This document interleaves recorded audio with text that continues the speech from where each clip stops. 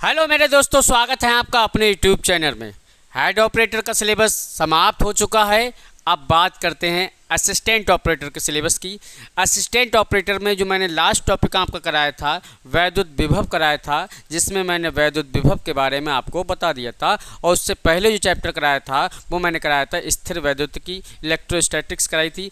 अब बात करते हैं विद्युत धारा की। विद्युत धारा की बात करने से पहले मैंने आपको इलेक्ट्रोस्टैटिक स्थिर वैद्युत की पढ़ाई थी, तो मैंने वहाँ आपको बताया था कि आवेश को रुके हुए आवेश की गणना करते। किसके? रुके हुए आवेश के बारे में पढ़ते हैं। यानी कोई आवेश है, उसके चारों ओर के क्षेत्र में क्या क्या घटनाएं हो रही हैं उसके बारे में स्टडी करने से हमारे पास का वैद्युत स्थिर वैद्युत की मिली थी। अब हम क्या करेंगे, विद्युत धारा के बारे में पढ़ेंगे। लेकिन विद्युत धारा में हमें आवेश को चलाना पड़ेगा।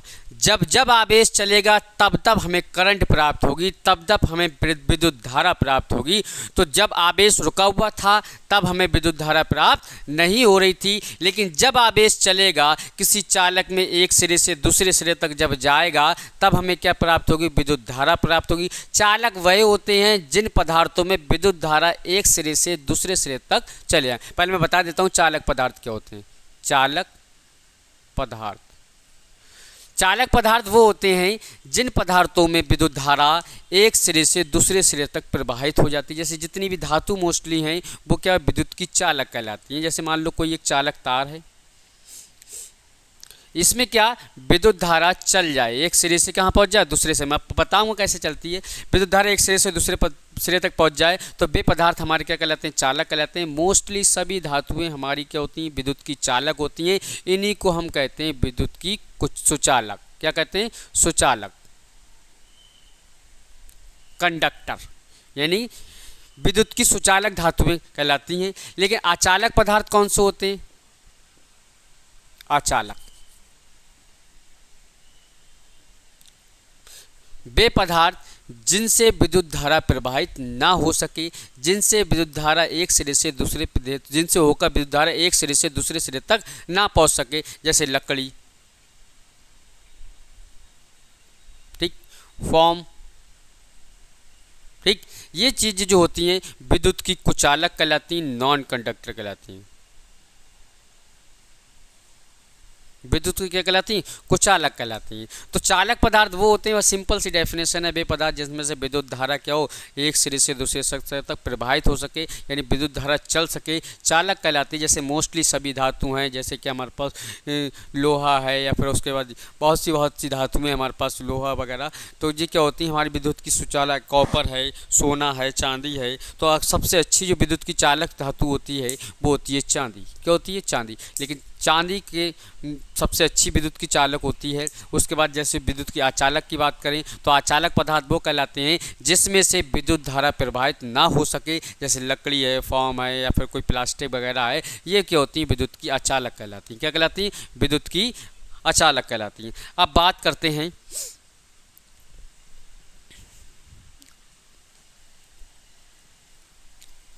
विद्युत धारा की। किसकी बात करते हैं? विद्युत धारा की। विद्युत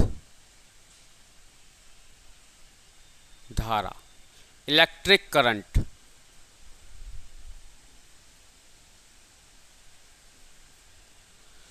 विद्युत धारा की डेफिनेशन एक तो आपने हाई स्कूल में पढ़ी होगी। क्यों? मैंने आपको क्या बताया? आवेश के चलने से ही क्या होती? विद्युत धारा प्राप्त होती है। अगर आवेश रुका हुआ होगा तो विद्युत धारा प्राप्त नहीं होगी। तो आपने एक सिंपल सी डेफिनेशन पढ़ी होगी। कहाँ पर? हाई स्कूल में पढ़ी होगी कि आवेश प्रवाह की दर को, आवेश प्रवाह मतलब फ्लो, आवेश प्रवाह की दर को विद्युत धारा कहते हैं। क्या कहते हैं? विद्युत धारा कहते हैं। इसे I से प्रदर्शित करते हैं।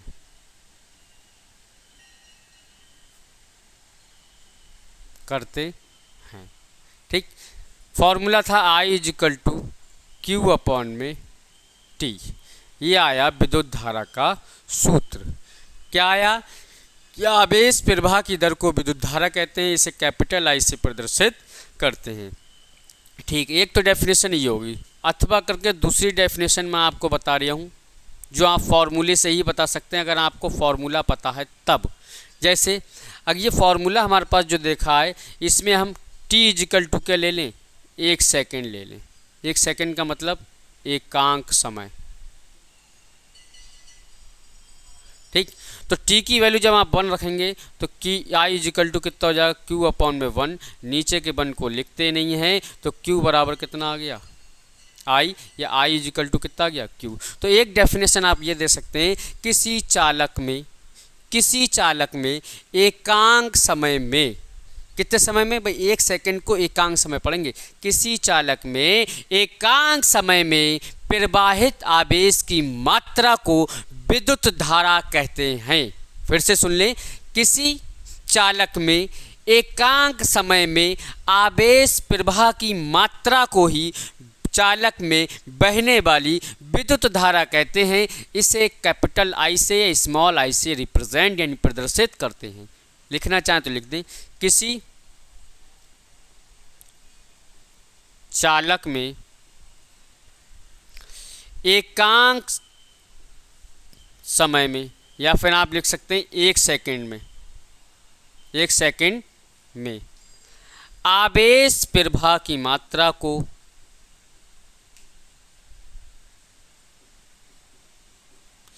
चालक में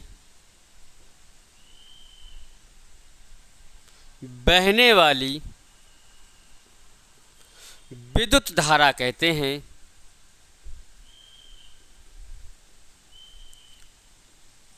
इसे I से प्रदर्शित करते हैं। समझ गए? अगर हम t इजिकल टू 1 सेकेंड ले लें, यहाँ पुट करेंगे तो i इजिकल टू q हो जाएगा। तो आप कह सकते हैं किसी चालक तार में या चालक में एकांक सेकेंड या 1 सेकेंड में प्रवाहित आवेश की मात्रा को ही विद्युत धारा, उस चालक में प्रवाहित विद्युत धारा कहते हैं। इसे I से प्रदर्शित करते हैं। तो मैंने आपको 2 डेफिनेशंस बताई, किसकी, विद्युत धारा की। एक तो बड़ी सिंपल सी लाइन डेफिनेशन है, एक लाइन की, कि आवेश प्रवाह की दर को क्या कहते हैं, विद्युत धारा कहते हैं। प्रवाह का मतलब होता है चलना, फ्लो होना। और एक डेफिनेशन मैंने आपको बताई थी, किसी चालक तार में एकांक समय में प्रवाह, एकांक समय में 1 सेकेंड में आवेश प्रवाह की मात्रा को ही क्या कहते हैं, विद्युत धारा कहते हैं।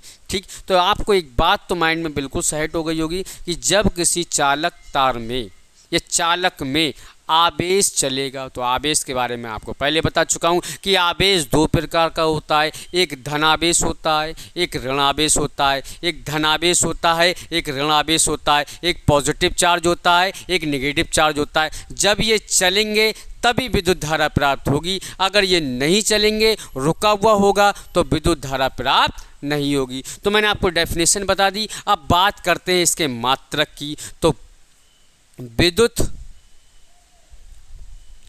धारा का मात्रक, तो मात्रक देख लेते हैं भाई। देखो एक मात्रक तो क्या मिलेगा, फॉर्मूले से मिलेगा। फॉर्मूला हमने क्या पढ़ा था, I is equal to q upon में t। बखूबी हम जानते हैं कि आवेश क्या होता है। आवेश जो होता है, हमने बताया था किसी पदार्थ का एक गुण होता है जिसके कारण वस्तु चुंबकीय गुण या विद्युतीय गुणों को प्रदर्शित करने लगती है। आवेश के बारे में बताया किसने था, कूलाम ने बताया था। तो आवेश का जो मात्रक था कूलाम के नाम से ही रख दिया गया था, यानी कूलाम उसका क्या रख दिया था, मात्रक रख दिया था। हमने क्या रख दिया था, आवेश का मात्रक क्या लिखा था, कूलाम।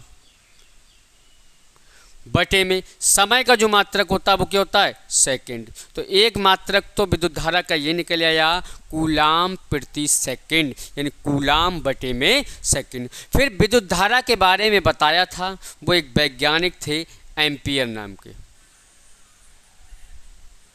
तो इसका एक मात्रक क्या हो गया, एम्पियर। क्या हो गया, एम्पियर।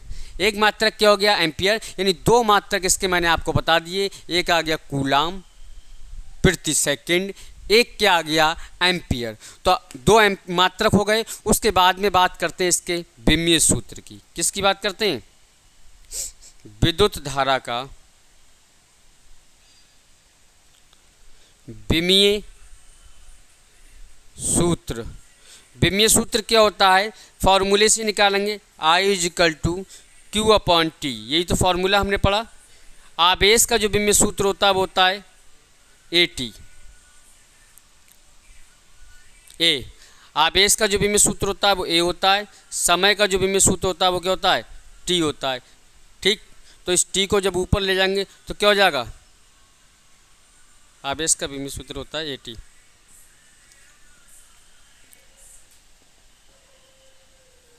ठीक, आवेश का विमीय सूत्र होता है ए टी अपॉन में समय का क्या हो गया, टी,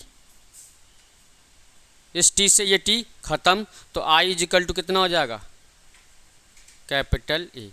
और ये मैंने आपको मूल राशि में भी बताया था, जब मूल राशियाँ बताई थी तो मैंने बताया था जो धारा का विमीय सूत्र संकेत होता है वो कैपिटल ए होता है। और मैंने आपको यहाँ प्रूव करके भी दिखा दिया कि धारा का जो विमीय सूत्र या विमीय संकेत होता है वो कैपिटल ए होता है, क्योंकि आवेश का ए टी होता है, समय का टी होता है, टी से टी समाप्त हो गया, बच्चा कितना ए। तो ये निकल आया आवेश का वो धारा का विमीय सूत्र। ठीक, धारा की डेफिनेशन, धारा का मात्रक, धारा का विमीय सूत्र। लेकिन अब कुछ मुख्य बातों के बारे में डिस्कस करते हैं।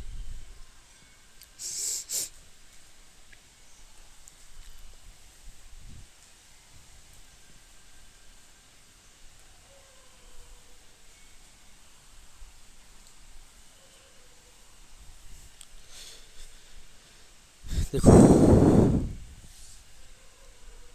कुछ मुख्य बातें धारा से संबंधित,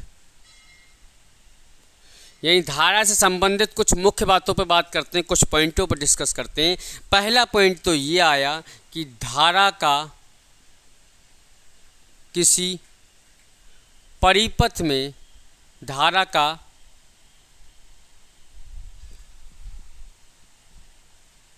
प्रतीक जो होता है वो क्या होता है, एरो द्वारा प्रदर्शित करते हैं। क्योंकि धारा किससे द्वारा प्रदर्शित करते हैं, प्रतीक द्वारा प्रदर्शित करते हैं। जिस डायरेक्शन में धारा जाती है तो उस एरो को उसी डायरेक्शन में बना देते हैं। अगर धारा इधर की ओर जा रही तो एरो इधर की ओर हो जाएगा, धारा ऊपर की ओर जा रही तो ऊपर की ओर, नीचे की आ रही नीचे की ओर, इधर की आ रही इधर की ओर, आप की तरफ आ रही तो आप की ओर। क्लियर हो गई बात। यानी जिस डायरेक्शन में धारा जाएगी उसी डायरेक्शन में हम उसको क्या, एरो बना देंगे। पहला बात तो ये हो गया। कि दूसरी पॉइंट हमारा ये है कि धारा को प्रवाहित करने के लिए, धारा को प्रवाहित करने के लिए, यानी आवेश को, धारा तभी प्रवाहित होगी जब आवेश चलेगा, तो आवेश को चलाने के लिए, धारा को प्रवाहित करने के लिए विभवांतर यानी वोल्टेज की जरूरत होती है। ऐसे नहीं चल जाएगा। क्या करेंगे, उस चालक तार के सिरों के बीच विभवांतर स्थापित करेंगे तभी आवेश चलेगा, अन्यथा आवेश नहीं चलेगा। तो अगर धारा को चलाना है तो किसकी आवश्यकता होती है, विभवांतर। ठीक, तीसरा पॉइंट हमने आपको बताया था कि विद्युत धारा जो है वो आवेशों के चलने पर चलती है, प्राप्त होती है जब आवेश चलेगा। तो आवेश दो प्रकार के बताए, एक धनावेश और एक ऋणावेश। ऋणावेश जो होता है वो हमारा इलेक्ट्रॉन होता है, और जो धनावेश होता है वो क्या होता है, प्रोटॉन। तो देखो बेटा, ऋणावेश नेगेटिव चार्ज, जिसे हम कहते हैं इलेक्ट्रॉन। ठीक, इलेक्ट्रॉन के यहाँ पे विद्युत धारा लिख लें, चलो रहने दो। नेगेटिव चार्ज यानी इलेक्ट्रॉन के चलने की दिशा के, चलने की दिशा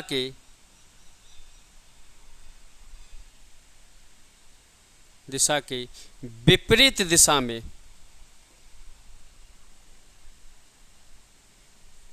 विद्युत धारा की दिशा होती है।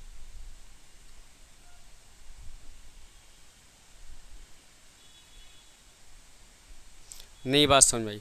अगर इलेक्ट्रॉन हमारा इधर की ओर जा रहा है, क्या चीज़, इलेक्ट्रॉन हमारा कहाँ की ओर जा रहा है, इधर की ओर, तो विद्युत धारा की दिशा कहाँ की ओर होगी, इसके अपोजिट। यानी मेरे कहने का मतलब ये है कि ऋणावेश चार्ज के यानी नेगेटिव चार्ज के चलने की विपरीत दिशा में क्या होती है, विद्युत धारा की दिशा होती है।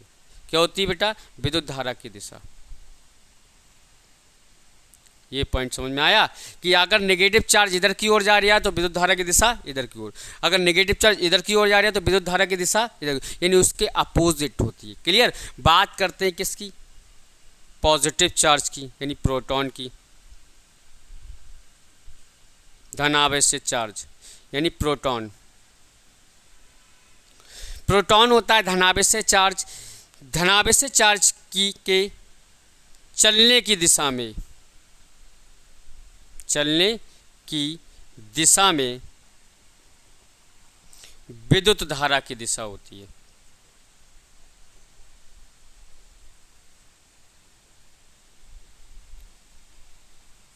नई बात समझ में आई।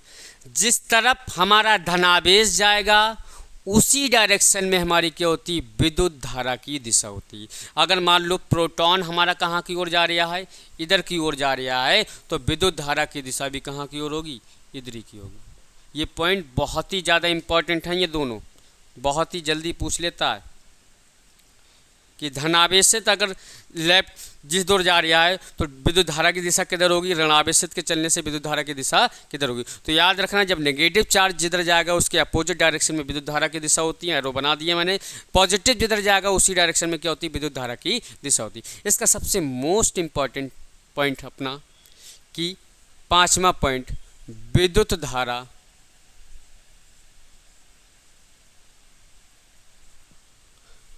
अदिश राशि है।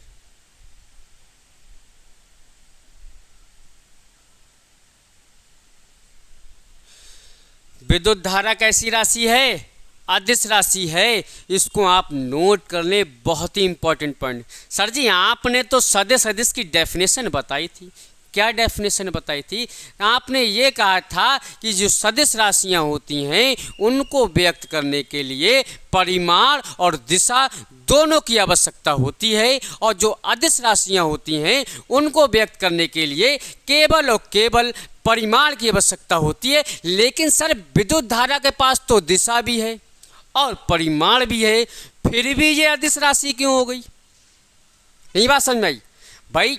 ये मैंने विद्युत धारा क्या लिख भैया, अदिश राशि। लेकिन आप कह सकते हैं कि सर जी आप तो कह रहे हैं कि विद्युत धारा के पास दिशा भी होती है और परिमाण भी होता है। जैसे मान लो किसी तार में 4 एम्पियर विद्युत धारा बह रही है। अब जब 4 एम्पियर क्या हो गया, परिमाण हो गया 4, लेकिन दिशा भी तो है किस तरफ बह रही है। तो सर जी इसके पास तो दिशा भी है और परिमाण भी है, तो ये सदिश होना चाहिए। नहीं, विद्युत धारा अदिश राशि है। और यहाँ आप नोट कर लें, क्यों? क्योंकि इसके पास इसलिए है, ये बात तो आपकी बिल्कुल हक है, बिल्कुल सही बात है कि इसके पास परिमाण भी है, दिशा भी है, लेकिन ये त्रिभुज के योग नियम का पालन नहीं करती है।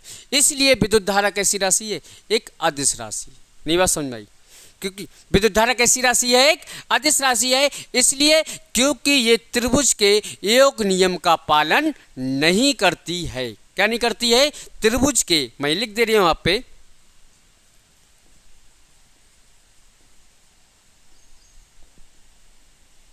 योग, सदिशों के योग नियम। ठीक, क्या चीज? सदिशों के योग नियम का पालन नहीं करती है। इसलिए विद्युत धारा अदिश राशि है,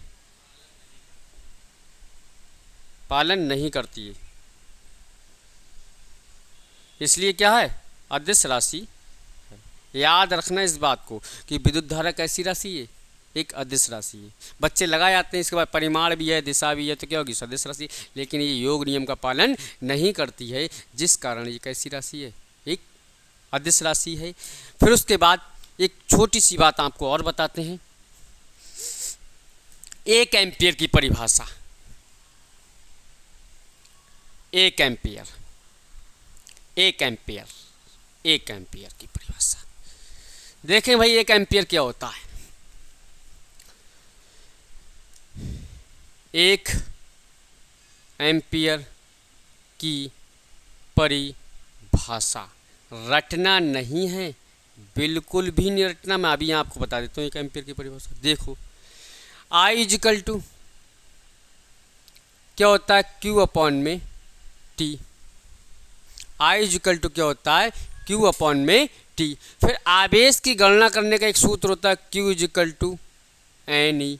क्या होता है, q is equal to n e. अच्छा, फिर उसके बाद अगर हमें निकालना है कि 1 एम्पियर की परिभाषा क्या होती है, तो 1 एम्पियर की वैल्यू की मतलब आई की वैल्यू कितनी होगी, 1 होगी। तो आई की वैल्यू हम कितनी लगा दें, 1 लगा दें।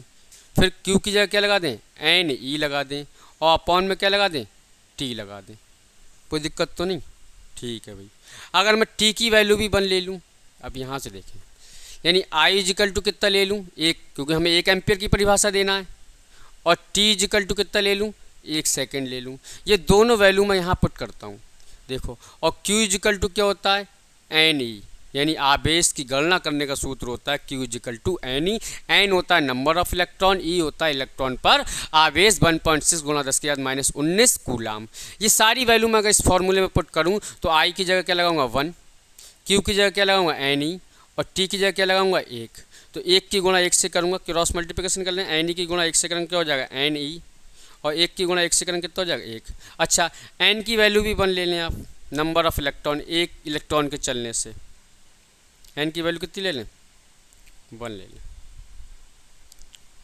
अच्छा, एन की वैल्यू निकालते हैं। अच्छा, ये इलेक्ट्रॉन पर हमें पता है आवेश कितना होता है 1.6 गुणा 10⁻⁻, मतलब हमें चाहिए 1 एम्पीयर पर 10⁻⁻19 इजिकल टू 1। ये इनटू में है, जब बराबर के दूसरी तरफ जाएगा तो कहाँ पहुँच जाएगा, अपॉन में पहुँच जाएगा। तो क्या हो जाएगा 1/1.6 गुणा 10⁻⁻19। अच्छा, पॉइंट हटाओ, ऊपर क्या गया 1 0। माइनस वाली पावर जब ऊपर जाती है तो क्या हो जाती है, प्लस हो जाती है। तो एन इजिकल टू कितना हो गया, 10 गुणा 10⁻19 प्लस की। देखो बेटा ध्यान से देखना, ये माइनस की 19 ऊपर जाके प्लस हो गई, नीचे बचा हमारे पास 16। अब ध्यान से देखना, हमारे पास जो अंश की वैल्यू है वो छोटी है, हर की वैल्यू जो है वो ज़्यादा है। तो 1 0 है, जब हम इधर ले लेंगे तो 1 पावर यहाँ से क्या हो जाएगी, कम हो जाएगी। तो इसको हम ऐसे लिख सकते हैं, एन इजिकल टू 100 गुणा 10⁻18/6 16। नहीं बात समझ में आई भाई। देखो 10⁻19 पावर थी, एक पावर को ख़त्म करके 1 0 इधर ट्रांसफ़र कर लिया। अब अंश बड़ा हो गया, हर क्या हो गया छोटा। अब इसे डिवाइड कर लेते हैं, 16 का पहाड़ा तो आता ही होगा, 16 छक 96 होते हैं, 16 पंजस्ती 16 छक 96। बचे कितने 4, पॉइंट लगा के 0 बढ़ा लेते हैं, कितने होगा 40। 16 दूनी कितने होते हैं 32, बच्चे कितने बेटा 8, पॉइंट लगा हुआ है, 1 0 बढ़ा लेते हैं, 16 पंजे 80 गुणा 10⁻18 एन इजिकल टू। ये नंबर ऑफ इलेक्ट्रॉन आ गए। यानी अगर 1 एम्पियर धारा प्राप्त करना है हमें तो चालक तार में 1 सेकंड में कितने इलेक्ट्रॉन प्रवाहित करना पड़ेंगे। ये पूछ लेता क्वेश्चन कि 1 एम्पियर धारा प्रवाहित करने के लिए किसी चालक तार में कितने इलेक्ट्रॉन 1 सेकंड में प्रवाहित करने होंगे। तो 6.25 गुणा 10⁻18 इलेक्ट्रॉन 1 सेकंड में एक चालक में प्रवाहित करने से हमें 1 एम्पियर की धारा प्राप्त होती है। तो अगर आप 1 एम्पियर की परिभाषा देना चाहते हैं तो ये दे सकते हैं, किसी चालक तार में पहले मैं लिख देता हूं साथ में, किसी चालक तार में 1 सेकंड में 6.25 गुणा 10⁻18, ये याद रख लेना, इलेक्ट्रॉन एक सिरे से दूसरे सिरे तक